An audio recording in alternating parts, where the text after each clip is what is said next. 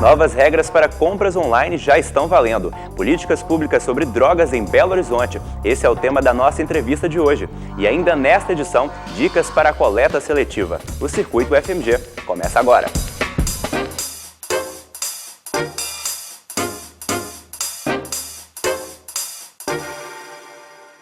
Boa noite.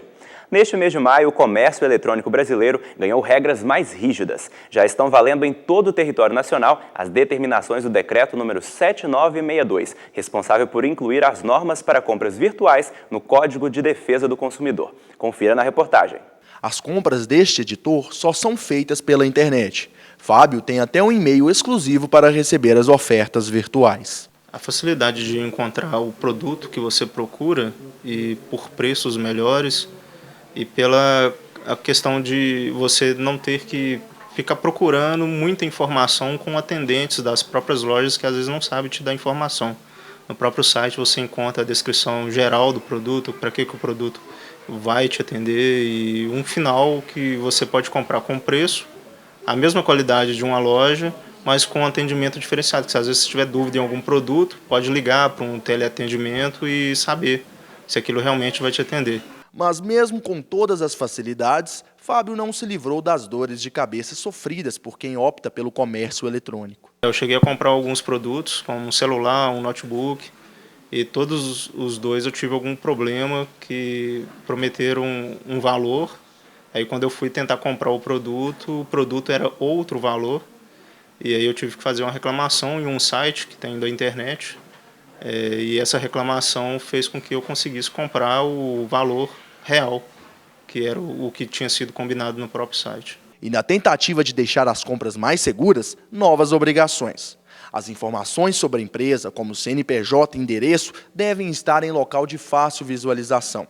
Telefone ou e-mail também devem estar disponíveis. Em 2011, o Procon de Belo Horizonte, através do serviço BH Resolve, recebeu 898 reclamações sobre compras na internet. No ano passado, este número caiu para 787. A queda, de acordo com o órgão, mostra que as pessoas estão mais conscientes, mas mesmo assim, alguns cuidados são indispensáveis na hora da compra. Antes de contratar qualquer serviço ou comprar qualquer produto pela internet, e buscado informações a respeito das empresas, seja um endereço físico para mandar correspondência, se a empresa tem reclamações do Procon, se tem o CNPJ cadastrado na Receita Federal. Com as novas regras, os compradores ganharam também o direito ao arrependimento. Quem comprar um produto na rede tem 7 dias para devolvê-lo, mesmo sem qualquer justificativa. Existe algumas decisões, melhor dizendo, dos tribunais questionando esse direito de arrependimento nas compras virtuais. Mas esse decreto deixa bem claro que o consumidor que compra o bem ou contrata um serviço pela internet tem direito ao quê? A 7 dias a partir da aquisição de arrependimento. E, logicamente, o dinheiro de volta do valor que foi pago ou de torno dos valores já pagos, ou então a não cobrança em fatura futura do valor pago. O especialista admite o avanço, mas defende uma legislação específica para as compras online. Ou a criação de uma lei específica, então é um capítulo próprio, por exemplo, no Código de Defesa do Consumidor, em que pede a jurisprudência e a própria doutrina vem tratando da questão, mas seria prudente que, à medida que consolidasse ainda mais, não só o comércio individual eletrônico, mas a compra coletiva também, que é um dos objetos desse decreto, pudesse uma lei futura poder tratar da questão. As novas regras completas você pode conferir pelo site portaldoconsumidor.gov.br. Pela primeira vez, a Prefeitura de Belo Horizonte vai realizar a Conferência Municipal de Políticas sobre Drogas. As pré-conferências começaram no fim do mês de abril e se estendem até o início de junho. Para saber um pouco mais sobre as ações no combate às drogas, o Circuito UFMG entrevista o presidente do Conselho Municipal de Políticas sobre Drogas, Paulo Roberto Repsold. Bem-vindo ao Circuito. Obrigado, Vitor. Vamos começar falando da conferência, então. O principal objetivo é ouvir a população, né? O que isso representa tanto para o governo quanto para a população? Eu acredito que representa o interesse público, ou seja, a prefeitura, numa conduta humilde e respeitosa com a população, sabendo que ela não sabe, não pode tudo, ela necessita de ouvir a população para ter a dimensão precisa do problema das drogas em Belo Horizonte, como as sugestões que a população aponta, ela que vivencia o problema. Ok, para a gente poder embasar um pouco a nossa discussão aqui hoje, vamos falar um pouquinho do cenário dessas substâncias ilícitas, né, no Brasil como um todo. Como é que estão as políticas públicas sobre drogas? O consumo tem aumentado? Sim, tem aumentado, particularmente em relação ao crack, que é a droga que mais está na mídia, que mais está afligindo a população. O álcool e as outras drogas ilícitas, e mesmo as drogas lícitas, como alguns medicamentos controlados, alguns deles têm aumentado, principalmente os medicamentos controlados, mas tem um padrão de certo controle, entre aspas. Já o crack ele tem realmente aumentado muito, particularmente em classes sociais que antes não era consumidora desse tipo de entorpecente, como as classes mais abastadas, ou seja, era uma droga que começou com a classe baixa, com o pobre, com o mendigo, e hoje já se percebe o uso de cracks, inclusive profissionais liberais como advogados, médicos, dentre outros. Agora, é verdade que até na Amazônia o consumo de drogas já está crescendo? Exatamente, ou seja, na Amazônia, na região, nas populações indígenas, no meio rural, né, no trabalho nas lavouras de cana-de-açúcar, ou seja, no interior do Nordeste, ou seja, é uma substância, né, uma droga que hoje ele está disseminado, capilarizado geograficamente por todas as regiões e socialmente por todas as camadas sociais. Agora, Paulo, tem um dado interessante do Ministério da Saúde que diz que cerca de 22% dos brasileiros acima de 18 anos já usaram drogas psicoativas além do álcool e do cigarro. Isso é um dado preocupante? É um dado preocupante porque, independente da pessoa ter uma posição favorável ou não à legalização, ao uso da droga, não resta dúvida que, do ponto de vista científico, a exposição ao entorpecente, à droga, ela favorece que a pessoa adquira a doença que chama dependência à substância psicoativa, ou dependência à droga, ou vício de droga. Professor, muitas vezes numa situação com os amigos, que acaba sendo influenciado pela curiosidade ou pelos próprios colegas que estão juntos, as pessoas experimentam pela primeira vez, né? A reação de cada um é diferente? Experimentar só uma vez pode ser suficiente para o vício? Algumas drogas, sim, o crack é uma delas, que são as drogas bastante, como a heroína aqui no Brasil, né, graças a Deus, ela não é difundida, né, mas na Europa, na América do Norte, sim. Então, há drogas como a heroína, como o crack, que 1, 2, 3 vezes já é o bastante para a pessoa já querer mais, ou seja, já demonstrar os primeiros sinais e sintomas da compulsão que caracteriza a dependência química. Outras drogas já são mais difíceis da pessoa viciar, digamos assim, logo de início, mas com o hábito, né, com a regularização desse hábito, ela, dependendo da predisposição genética de cada um, individual de cada um, da vulnerabilidade, a pessoa pode, ao longo de um tempo que pode ser um pouco mais demorado ou um pouco mais rápido, também criar a dependência. Agora, consumir uma droga só, misturar as drogas, isso influencia também no vício ou não é recomendado de forma alguma? Como é que fica essa questão?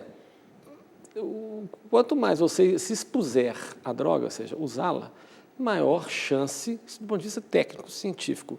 Quanto mais a exposição se prolongar em tempo ou em intensidade, ou seja, quantidade de uso, mais favorável você está se sucumbindo a uma dependência química, né, que é o vício de droga.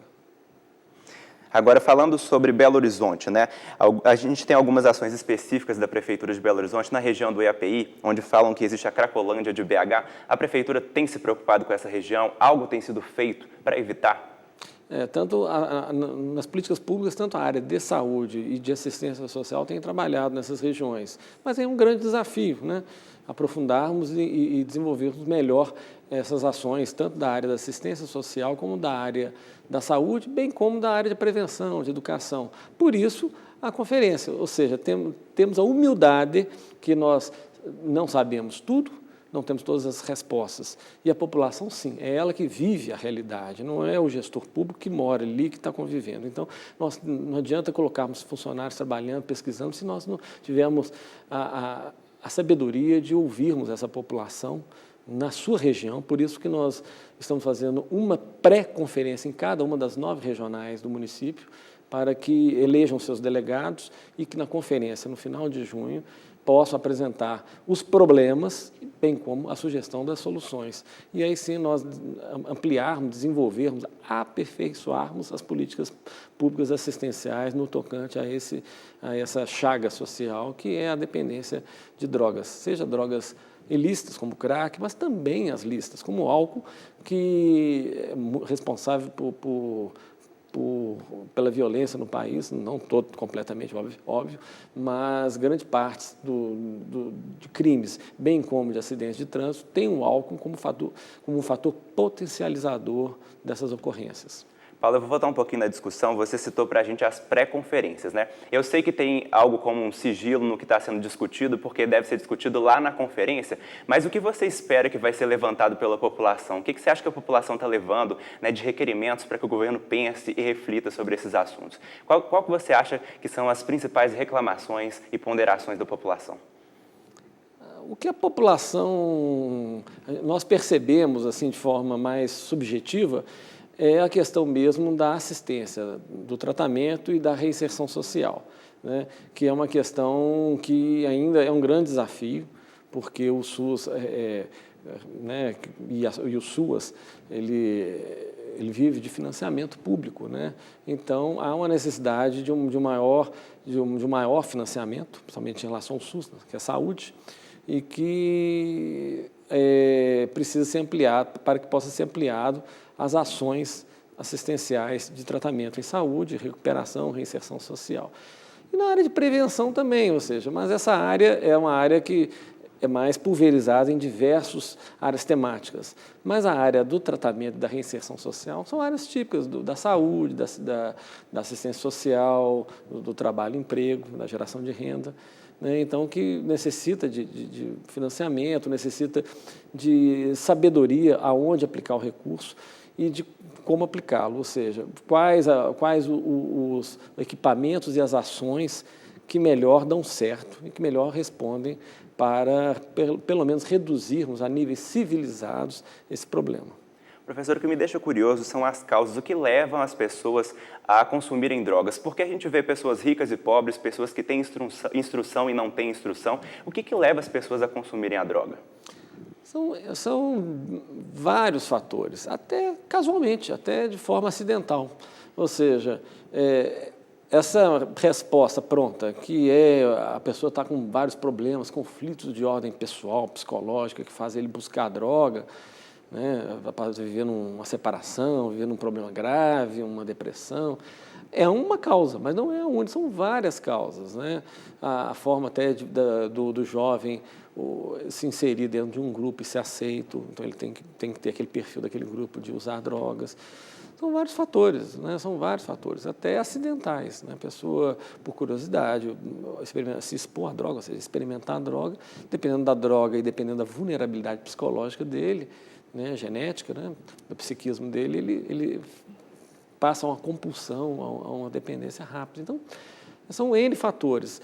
É muito preconceituoso e muito pouco científico querer colocar no colo de um fator apenas essa chaga social que é a dependência química tão intensa e tão capilarizada que a gente vê na nossa sociedade brasileira atual.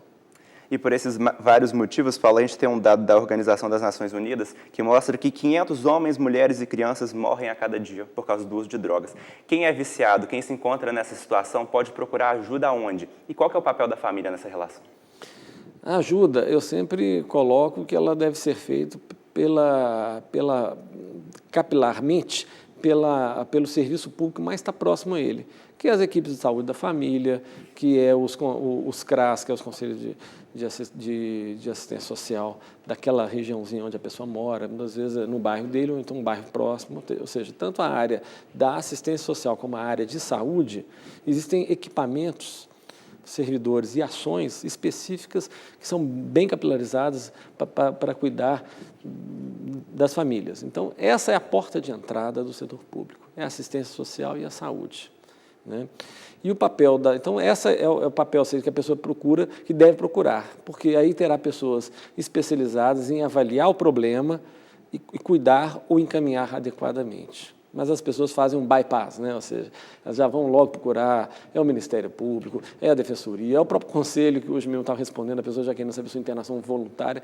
A pessoa sequer procurou a equipe de saúde da família, o agente comunitário de saúde que visita a casa da pessoa, que pode levar o médico ou levar a pessoa ao médico e a enfermeira da saúde da família. Então, eu acho que a pessoa tem que ter as hierarquias, tem os caminhos adequados. Se fizer isso, mas as pessoas muitas vezes por questões de desespero acabam procurando serviços públicos ou mesmo não governamentais, deixando de procurar a porta de entrada do setor público que está ao lado dele.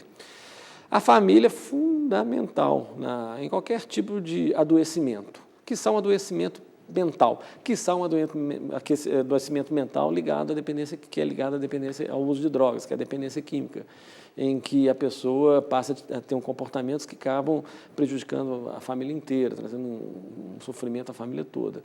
Então, se a família conseguir se equilibrar e ajudar essa pessoa, a chance dessa pessoa recuperar e se reinserir socialmente é muito maior.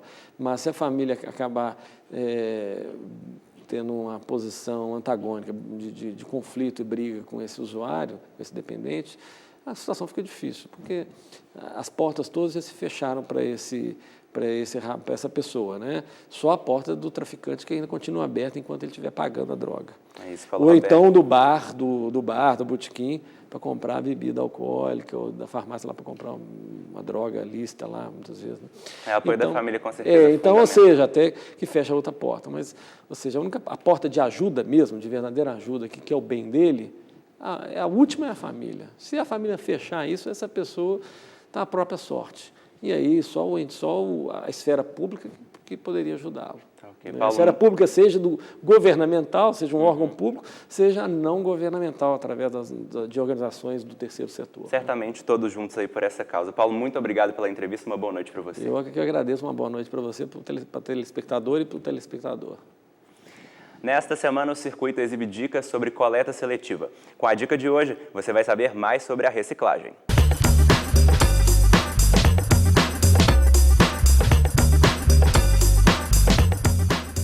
Os resíduos orgânicos são os resíduos predominantes no lixo de Belo Horizonte. É mais ou menos 60% da parcela de todo o lixo que é produzido em Belo Horizonte, que é gerado em Belo Horizonte, 60% dele é resíduo orgânico. Esse resíduo é coletado pela SLU na coleta dos resíduos comuns. É a coleta convencional que nós chamamos. Ela é feita com caminhão compactador em 98% da cidade aproximadamente. A maior parte da cidade é beneficiada com a coleta dos resíduos comuns de maneira alternada, segunda, quarta e sexta, ou terça, quinta e sábado, e uma parte da cidade é beneficiada com a coleta dos resíduos comuns orgânicos diariamente. Uma parte da região Centro-Sul, região Barreiro, uma parte da região Oeste, uma parte da região Nordeste.